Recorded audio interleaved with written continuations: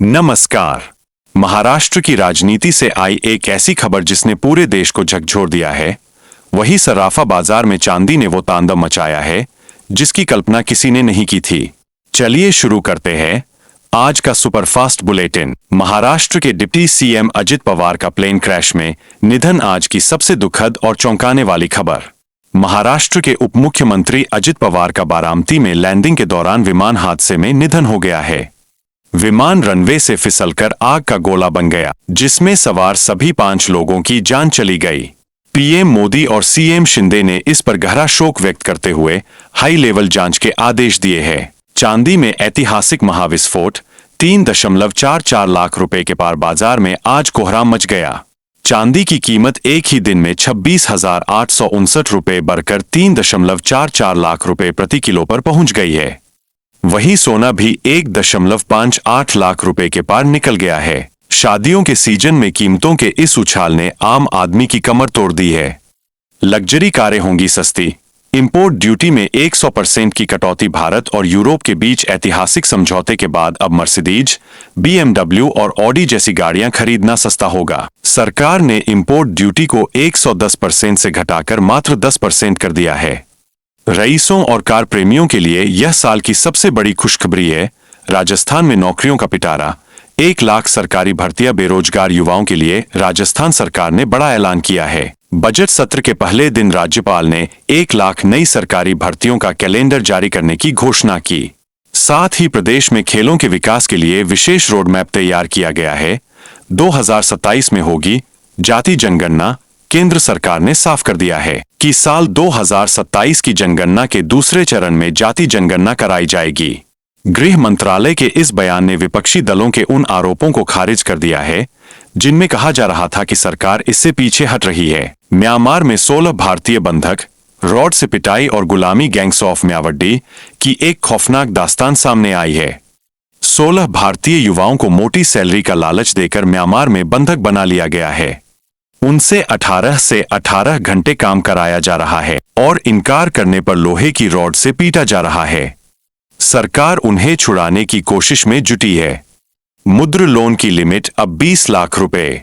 अपना बिजनेस शुरू करने वालों के लिए काम की खबर है। सरकार मुद्रा योजना के तहत मिलने वाले लोन की सीमा को 10 लाख रुपए से बढ़ाकर 20 लाख रुपए करने जा रही है। इससे छोटे उद्यमियों को अपना व्यापार बढ़ाने में बड़ी मदद मिलेगी। उत्तर भारत में रेड अलर्ट। कोहरा और बर्फबारी। मौसम का मिजाज बिगड़ गया है। राजस्थान में कोहरे की वजह से बस और ट्रक की टक्कर में 40 यात्री बाल बाल बचे।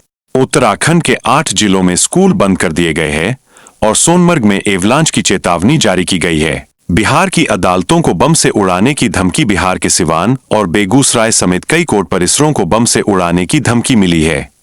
आनन फानन में परिसर खाली कराए गए।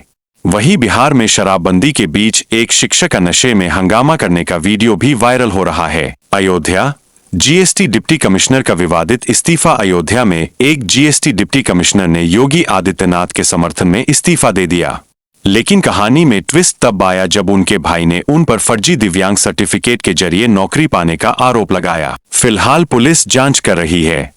बजट सत्र और राष्ट्रपति का अभिभाषण। संसद का बजट सत्र आज से शुरू हो गया है।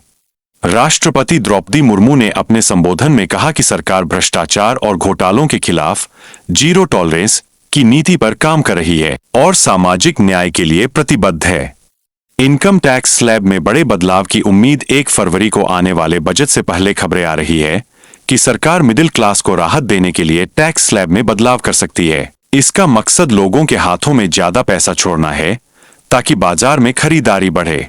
मेट्रो और इंफ्रास्ट्रक्चर को मिली रफ्तार। मुंबई में एयरपोर्ट कनेक्टिविटी के लिए 22,000 करोड़ रुपए से ज्यादा के मेट्रो प्रोजेक्ट को मंजूरी मिली है। वहीं तमिलनाडु में 10,000 करोड़ रुपए का डेटा सेंटर बनने जा रहा है, जिससे हजारों तकनीकी नौकरियां पैदा होंगी। रेलवे का बड़ा फैसला। वंदे भारत में मांसाहारी भोजन। हावड़ा कामाख्या वंदे भारत स्लीपर ट्रेन में अब जल्द ही मांसाहारी भोजन भी परोसा जाएगा। यात्रियों की भारी मांग को देखते हुए रेलवे ने यह फैसला लिया है, जिसे जल्द ही लागू किया जाएगा। iPhone 18 की चर्चा शुरू। कीमत होगी कम। टेक जगत से खबर है कि कि आगामी आईफोन 18 की कीमतों को लेकर बड़े खुलासे हुए हैं। रिपोर्ट्स की माने तो नए फीचर्स के बावजूद एप्पल इसे आईफोन 17 के मुकाबले प्रतिस्पर्धी कीमतों पर लॉन्च कर सकता है। तो ये थी आज की 15 सबसे बड़ी खबरें।